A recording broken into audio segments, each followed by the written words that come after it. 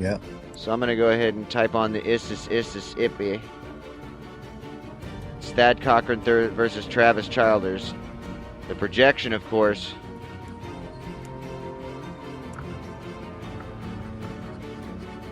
he's the incumbent. Thad Cochran is the incumbent, but Chris McDaniel was the state senator. Why does it seem like it's off?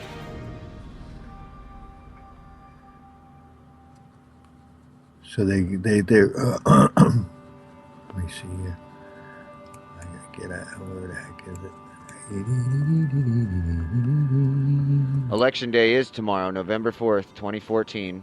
Right. Polls open at 7 a.m., close at 7 p.m. Of course, projected to win is Cochran over Childers. So they're predicting the incumbent's going to keep his seat. Yes, unfortunately. And Cochran is a Democrat or Republican? No, he's Democrat? No, he's a Republican. This state is... okay. It's strong to solid GOP hold in this state. And they... I gotta say this much. When Chris McDaniels lost, I guess you could say, because of dirty tricks, you know how dirty tricks happen? Right, yes. It pissed off a lot of people in this state. So, Thad Cochran, you better watch out, buddy. Because you're close to getting kicked out on your ass without any votes happening. Also, let's see here. Let's check out there's another big one that's having a tough campaign, and that's Mitch McConnell from Kentucky, and he is slated to be, if the Republicans take over the Senate, he is going to take over Reid's job and be the head of the Senate. Really? So, and he's in a tough race right now, and he's going against a local lady that's running as a Democratic Party side of the equation, and she's giving him a pretty tight race, man. It's up in the air right now as far as if he's going to keep his seat, and if he gets knocked off, man, that's going to be huge.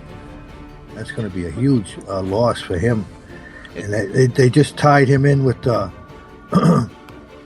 I guess his father-in-law. He married an Oriental girl, and his father-in-law owns a couple of ships, and Mitch McConnell's father-in-law just got one of the ships they own just got busted. They had 40 kilograms or about 90 pounds of cocaine they discovered on the ship. Oh, and it was his boat. And it was his family. Yeah, his father-in-law is part owner in that particular boat ship, if you will. It's called the Ping May, which flies the Liberian flag, but you know how they hide their assets. But anyway, so that's news that came out back on October 30th, tying him in with that. So they're getting mean and nasty in that race in Kentucky for the Senate seat. And he's like a 4 or 5 term guy. He's been around forever, Mitch McConnell in there. He's 72 years old now. And it's Secretary of State of the... Unbelievable, man. Allison Grimes he's running against, who has ties to Bill and Hillary Clinton. And the Clintons have been campaigning for her throughout this tight race. Yeah, it looks like it's, like you said, it looks like it's a really close race here. Even for the state Senate, GOP is only holding over by 10 points, 1 independent, whereas the state House Democrats got 54 over the GOP at 46. This is, and I'm seeing here how you, like what you're saying, the competitive House.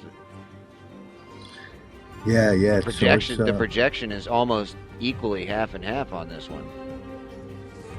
Yeah, so that's up in the air. So I'm a junkie, man. I'll be out there probably listening in to the results as they roll in from around the nation tomorrow night, and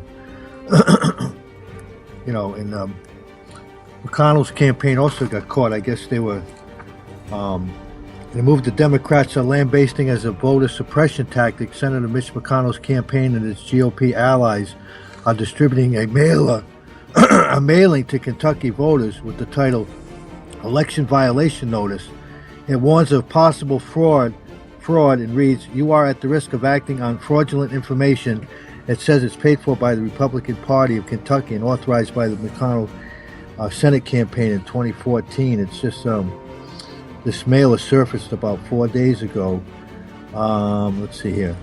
So it says here, after trying for 16 months to buy this election, Mitch McConnell and his out-of-state special interests that support him are now trying to steal Kentucky's Senate seat using questionable and possibly illegal voter suppression tactics. The despicable mailers targeting Kentucky voters with misleading information are just another sign of McConnell's desperation as the Kentuckians hold him accountable for his 30-year failed record in Washington, said Kentucky Democratic Party Chair Don Logston. But so a lot of contention going on. It seems like even in my state, I know you're seeing a lot of ads on television, Pumpkin, these days in your state.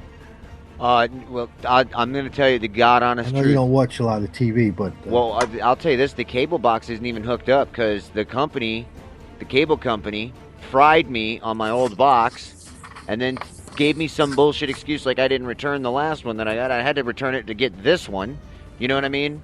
And then of course there was the we'll downgrade your cable package, but we'll give you more internet speed. Buy this new modem. Buy this new cable box. So I went ahead and did all that. And get this, still don't got no TV. The cable box doesn't work when I get here.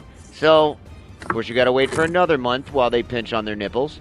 And here I am, no TV, and I'm actually enjoying the hell out of it because instead of the wife being in the room watching TV while she's doing homework, she's out here listening to me. Thank you, cable company. It's a blessing in disguise. No, I know how the mudslinging and the poop flinging starts happening with these elections coming so close, and I get tired of that, But once again, your choices in a poll, as of the moment, so you're going to vote either one way or the other. You're either going for, and let's see who it is in your state. You're either going to go for Jack Reed or Mark Zakira. That's for the Senate. Jack Reed's the incumbent, and he's pretty much locked in it. It's a token candidate that the GOP threw up against him just to have somebody run against him. That the guy's got no shot in hell. That's what it looks like, 65 over 20. Yeah. I mean, Jack Reed by 40%. That's almost a landslide. And that guy, Jack Reed, was on a committee in the Senate overseeing the healthcare providers and those that provide prescription, the drugs and so forth. He was on that committee. And come to find out, he took $4 million from them, from their lobbyists toward his campaign. So how can he be legislating on people when he's taking money in the back door? You know what I'm saying? But the guy will still get elected. Well, do you think that if the people in your state rally, just let's say today, do you think that Mark Zakira would be a better candidate for state senate? Or our state, let me just let you know, our state senate has approximately, I think there's like 72 representatives for the state in our state house, and I think 68 out of the 72 are Democrats tied to unions and so forth, or attorneys. So there's no shot in hell for the Republicans up in this part of the world. Well, then, if I'm not mistaken, then it really comes down. Are you saying there's too many Democrats around, or? Yeah. Well, are you saying that there's not enough balance? There's no balance up here. There's no balance at all. If you're anything other than a Democrat, you're not going to get anything accomplished. I do know that there are a lot of liberal open laws up there right now, right? Yeah, I mean, but then there's also condemning laws, because I know in Rhode Island, they don't even have a shall issue permit. You got to be law enforcement to carry a gun, if I'm not mistaken, other than like a shotgun, but. Well, you have to prove to them you have a reason to carry it. You have to justify that before they'll approve it. Can you believe that? I cannot, because down here they just make sure you're not a felon, give you a gun. They don't even. I mean, you get paperwork with it when you buy a gun, but you don't have to have that.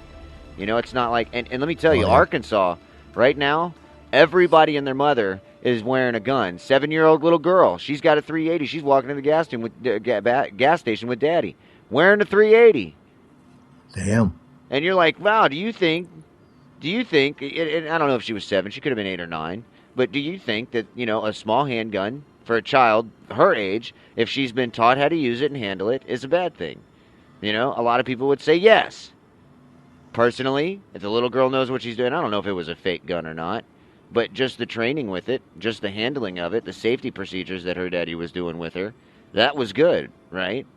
Yeah, well, it's like, it's like teaching your kid to swim, man. You throw them in the water and let them get used to it and get comfortable in there, and you let them just Once they do start their swimming thing. in the cow trough, then you can toss them into the river.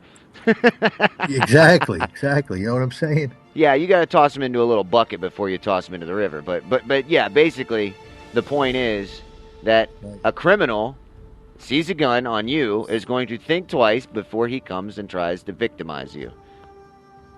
Yeah, and when I was a kid, I went through the NRA program at this camp I went to. They were affiliated, and they gave us all the proper safety, safety lessons before we started firing, and then we got to fire the weapon and got comfortable around them. And I think it's a good thing. I think it's a good thing. I really do. Oh, see, I was going to read this article, but apparently it's just common sense being written down for idiots. Well, don't you hate those articles? Well, When you read an article and you feel like that it's talking down to you, when are the polls open? Well, the polls will be open from 7 a.m. to 7 p.m. Yeah, thanks for that. We didn't know that beforehand, right? That's common sense, really. Yeah, right. That's like most of the time. That's what most restaurants run, 7 to 7, but 7 to 9. But what are some of the ballot highlights? Topping this year's ballot, there is a Florida governor's race between Republican incumbent Rick Scott, Democrat Charlie Crist, who was governor as a Republican before Scott, and Libertarian and Andrain Willie. Also, the ballot statewide are the 3 Florida cabinet positions: Attorney General, Chief Financial Officer, and the Commissioner of Agriculture. This is a Florida article, so obviously there's nothing important on there, right? Because nobody cares if that state broke off and just floated out into sea. That'd be cool with me. Yeah, I hear you. Let's Well, I see. got to correct Wow. myself. We have 75 members of our state house. Our state house representatives, 6 are of the GOP, 69 Democrats, and in our state Senate there are 5 GOP, 32 Democrats, 1 independent. Unbelievable. That's a lot of Democrats, man. Good morning, Aaron and Phoenix Kiss. Thank you guys for tuning in. Appreciate you hanging out here on The Teacher and the Creature. Yeah, hello, Ron in Phoenix. Hey, Ron. I don't know why I started that, but it has stuck, hasn't it? Yeah. It has stuck. Well, he was giving such good comments during one of the night talk shows. He was up to like 13 A's, and then Ron. The teacher was giving him some grades on his commentary. Hey, Ron. Awesome. Hey, Ron. He does a pretty decent job of busting out some pretty pathetic talk, doesn't he? Especially coming from over the pond. He does have a lot of good sense, man. I like him. He has more knowledge of what's going on over here than most Americans, I would say, to be quite honest with you. All right, Godfather, I think what I'll do real quick here is take us into a quick break, and then after the promotionals and a little electric light orchestra for you. Ah, yeah, you've been into the ELO lately, huh? Just a little bit. Welcoming Bastard FC also. I say, hey, we'll come back and we'll do a few more headlines of the week, because the voting thing's gotten, we'll work on that a little bit later in the hour. A little bit later in the hour. Wait, where is it? I can't find it. See, Manuel's still in the box this morning. Yeah, ordinarily we simulcast this, but today we're just over here on the Ouija platform, and great being with you again, Pumpkin. Hey, always a great show when I'm hanging out with the teacher. And we love the creature. All right, let's do this. We'll be right back here on WEJA. Thank you so much for joining us. You're tuned in to The Teacher and the Creature. Where you going? What you doing?